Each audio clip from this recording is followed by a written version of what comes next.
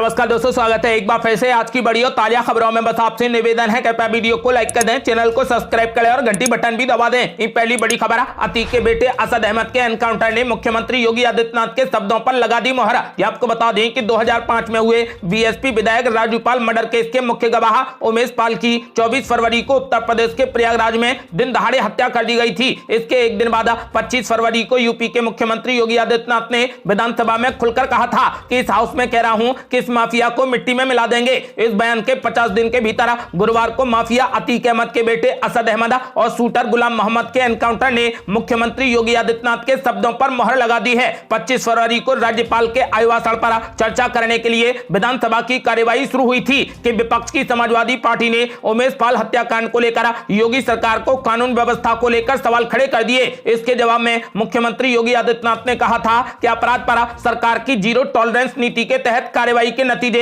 जल्द सबके सामने आ जाएंगे। उन्होंने समाजवादी पार्टी के अध्यक्ष अखिलेश यादव और सपा विधायकों का रुख करते हुए कहा था कि इस हाउस में कह रहा हूं कि इस माफिया को मिट्टी में मिला देंगे। जितने माफिया हैं उनको हम मिट्टी में मिलाने का काम करेंगे। आपको बता दें कि अतीक अहमद के बेटे असद अहमद के एनकाउंटर ने मुख्यमंत्री योगी आदित्यनाथ के शब्दों पर अब मोहर लगा दी है। अगली बड़ी खबर, अतीक अहमद ने कर दिया बड़ा खुलासा, कहा हमारा खौफ खत्म न हो जाए इसीलिए दिन दहाड़े कराई उमेश पाल की हत्या। ये आपको बता दें कि माफिया से राजनेता बने अतीक अहमद इन दिनों यूपी पुलिस की हिरासत में हैं। पुलिस उसके अपराधों से जुड़े एंगल पर पूछताछ कर रही है। इस पूछताछ में अतीक अहमद पुलिस के सामने गुनाहों को कबूल कर रहा है। इस दौरान उसने 24 फरवरी को कराए गए उमेश पाल हत्याकांड में पुलिस के सामने कई मामलों में अपनी संलिप्तता कबूल कर ली है। अतीक अहमद ने पुलिस के सामने माना है कि हत्या की पूरी प्लानिंग उसकी ही थी और उसके ही कहने पर उसका बेटा असद इस हत्याकांड में शामिल हुआ था। अतीक अहमद ने बताया कि अशरफ ने शूटरों का इंतजाम किया था और असद के साथ में सभी शूटर्स बरेली जेल में अशरफ से मिले थे और इस बारे में पूरी प्लानिंग की थी। अतीक अहमद ने पुलिस को बताया कि उमेश पाल की हत्या कराने की 2 वजह थी। पहली वजह यह थी कि उमेश पाल अपहरण केस का आखिरी स्टेज में पहुंचना था और वहीं दूसरी वजह बताते हुए अतीक अहमद ने कहा कि वो जिस तरीके से खुलेआम हमारे खिलाफ बोल रहा था उससे समाज में गलत मैसेज जा रहा था। इसीलिए हमने ये तय किया कि अगर उमेश को दिन दहाड़े नहीं मारा गया तो फिर हमारे नाम का खौफ खत्म हो जाएगा। अतीक अहमद ने कहा कि उमेश को उसके घर के बाहर दोनों पुलिस वालों के साथ में मारने की पूरी योजना उसकी थी। उसने कहा कि इस कांड के बाद इलाहाबाद के लोग जान गए कि अतीक अभी भी जिंदा है। सूत्रों से मिली जानकारी के मुताबिक पूछताछ के दौरान अतीक अहमद ने जब पाकिस्तान और आईएसआई से जुड़े होने की बात को बोली तो यूपी पुलिस सदमे में आ गई। ऐसा माना जा रहा है कि अब पाकिस्तान एंगल आने के कारण जांच का दायरा और बढ़ेगा। यही नहीं, अतीक अहमद से अवैध हथियारों के बारे में भी पूछताछ होगी। अगली बड़ी खबर, अतीक के बेटे के एनकाउंटर पर विपक्ष ने उठाए सवाल तो बीजेपी ने बोला हमला, कहा बद करना पाप नहीं। ये आपको बता दें कि अतीक अहमद के बेटे असद अहमद के एनकाउंटर पर सवाल खड़े करने वाले विपक्षी नेताओं पर बीजेपी नेता कृपाशंकर सिंह ने जमकर हमला बोला। कृपाशंकर सिंह ने कहा कि हत्या करना पाप हो सकता है लेकिन वध करना पाप नहीं है। कृपाशंकर ने कहा कि उत्तर प्रदेश में माफिया राज का आरोप लगाकर योगी सरकार को घेरने वाले अखिलेश यादव इस एनकाउंटर पर सवाल उठा रहे हैं। आश्चर्य इसलिए नहीं है क्योंकि समाजवादी पार्टी के शासन के दौरान ही इन माफियाओं को अपना साम्राज्य बढ़ाने में मदद मिली थी। उद्धव ठाकरे से राहुल गांधी की मुलाकात पर कृपाशंकर सिंह ने कहा कि जो अपनी पार्टी को नहीं संभाल सके उनसे मिलकर राहुल गांधी क्या करेंगे, विजन क्या है, मोदी हटाओ। विपक्ष को 2024 की जगह 2029 की तैयारी करनी चाहिए। उन्होंने ऐलान कर दिया है कि 2024 में एक बार फिर से मोदी सरकार ही आएगी।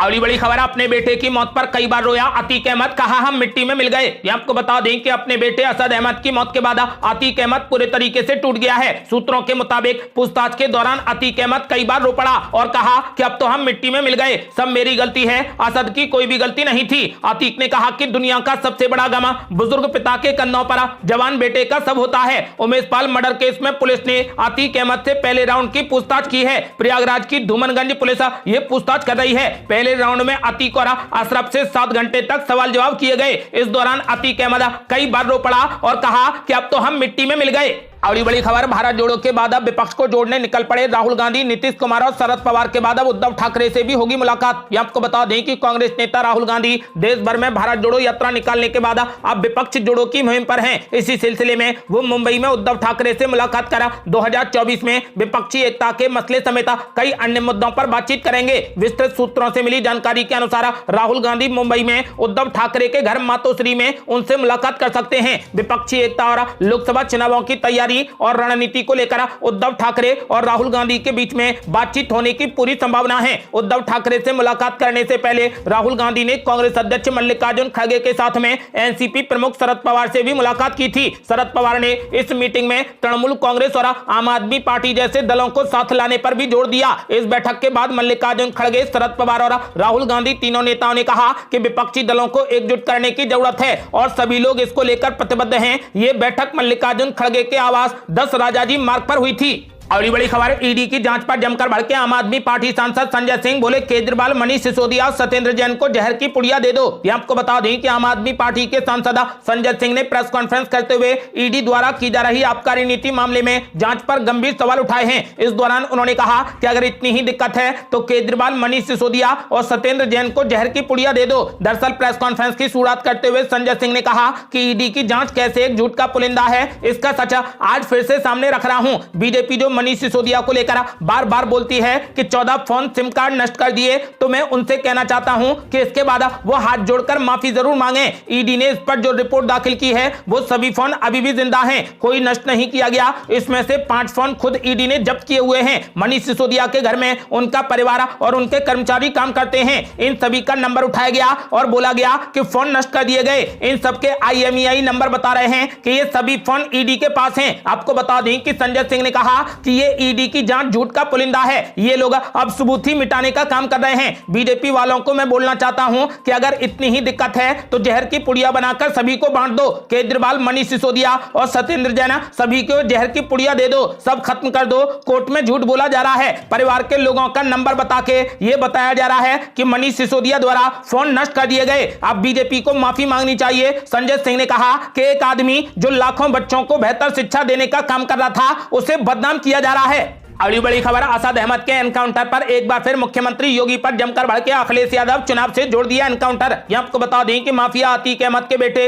असद अहमद की मुठभेड़ में मौत के संबंध में समाजवादी पार्टी के अध्यक्ष अखिलेश यादव ने एक बार फिर से प्रतिक्रिया दी है। सपा प्रमुख ने इस एनकाउंटर को चुनाव से जोड़ते हुए कई गंभीर सवाल खड़े कर दिए। अखिलेश यादव ने कहा कि पहले दिन से बीजेपी चुनाव को देखते हुए एनकाउंटर कर रही है, ये एक उदाहरण नहीं है। सपा प्रमुख अखिलेश यादव ने अपनी प्रतिक्रिया में कहा कि मैं बीजेपी से पूछना चाहता हूं कि जिन अधिकारियों ने एक ब्राह्मण मां बेटी पर बुलडोजर चलाया, उन्हें क्यों मिट्टी में नहीं मिलाया? क्या आज का भारत यह है कि कमजोर की जान ले लें? क्या संविधान में जो अधिकार हैं वो नहीं मिलेंगे? उनको मिट्टी में क्यों नहीं मिला दिया? उन्होंने कहा कि बलिया में एक छात्र नेता जो चुनाव लड़ना चाहता था, उसकी मुख्यमंत्री स्वजातीय लोगों ने मार मार कर जान ले ली। क्या आज का भारत यह है कि कमजोर की जान ले लेंगे? क्या आज का भारत यह है कि जो हमें संविधान में अधिकार मिले हैं वो नहीं मिलेंगे? आपको बता दें कि इस एनकाउंटर के बाद गुरुवार को अखिलेश यादव ने कहा कि उत्तर प्रदेश में फर्जी मुठभेड़ों पर सवाल उठे हैं और बीजेपी शासित राज्य को इस तरीके की कार्रवाइयों पर राष्ट्रीय मानवाधिकार आयोग के कई नोटिस मिले हैं। उन्होंने मुख्यमंत्री योगी आदित्यनाथ की विधानसभा में की गई उनकी टिप्पणी माफिया को धूल में मिला देंगे को लेकर भी कटाक्ष किया। उन्होंने कहा कि इस तरीके के फिल्मी संवाद बोलने वालों का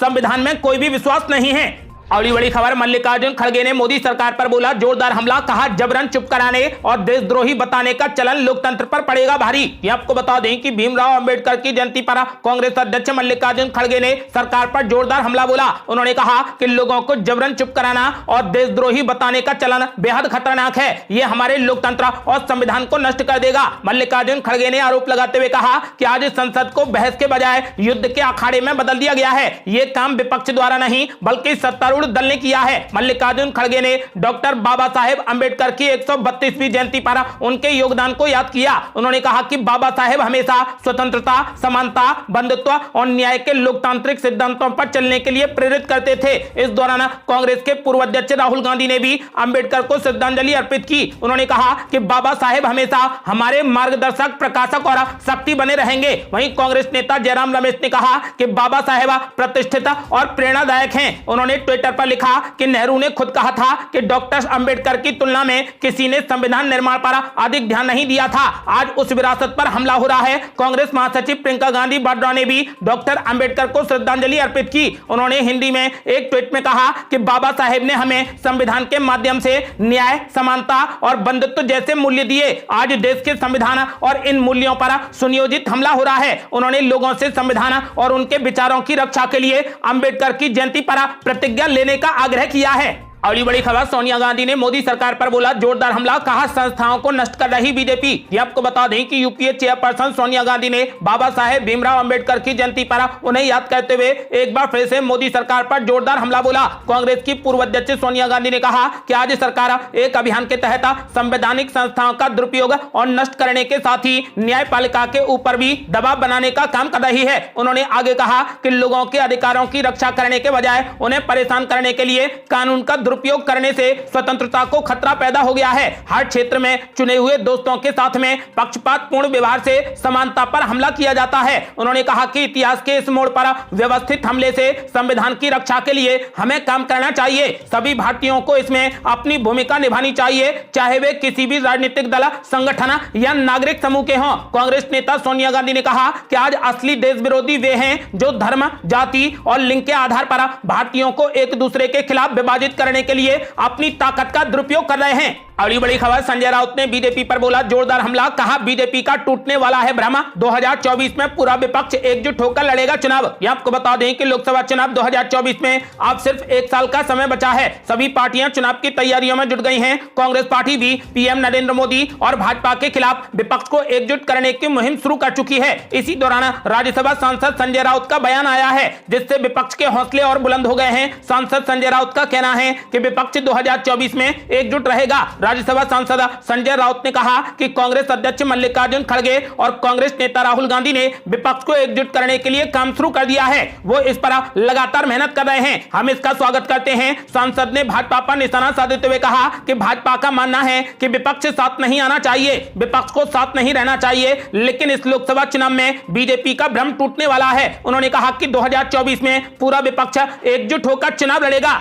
अगली बड़ी खबर, चुनाव से पहले बीजेपी को लगा जोर का झटका, पूर्व मुख्यमंत्री बीजेपी छोड़कर कांग्रेस पार्टी में हो गए शामिल। ये आपको बता दें कि कर्नाटक के पूर्व मुख्यमंत्री लक्ष्मण संगप्पा सावदी कांग्रेस पार्टी में शामिल हो गए। उन्होंने हाल ही में भाजपा से किनारा कर लिया था। कर्नाटक कांग्रेस अध्यक्ष डीके शिवकुमार ने इस बात का दावा किया है। जानकारी के मुताबिक लक्ष्मण संगप्पा बेलगाम से बेंगलुरु पहुंचे, उनके लिए एक विमान बुक किया गया था। यह बुकिंग कर्नाटक कांग्रेस अध्यक्ष के नाम पर की गई थी। बेंगलुरु पहुंचते ही उन्होंने डीके शिवकुमार और पूर्व मुख्यमंत्री सिद्धरामैया से मुलाकात की। कर्नाटक के पूर्व मुख्यमंत्री लक्ष्मण सावदी के साथ में बैठक करा। कर्नाटक कांग्रेस अध्यक्ष डीके शिवकुमार ने कहा कि मेरी लक्ष्मण सावदी के साथ में बहुत लंबी बैठक हुई। वो बीजेपी से इस्तीफा देकर कांग्रेस पार्टी में आ गए हैं, कोई शर्त नहीं है। वो बहुत वरिष्ठ नेता हैं, उन्हें लगता है कि उन्हें बीजेपी में अपमानित किया गया है और ऐसे नेता को कांग्रेस पार्टी में लेना हमारा कर्तव्य है। कांग्रेस नेता सिद्धरामैया ने कहा कि सावदी ने एक ही शर्त रखी है कि उनके साथ में उचित व्यवहार हो। सावदी को अथानी का टिकट दिया जाएगा,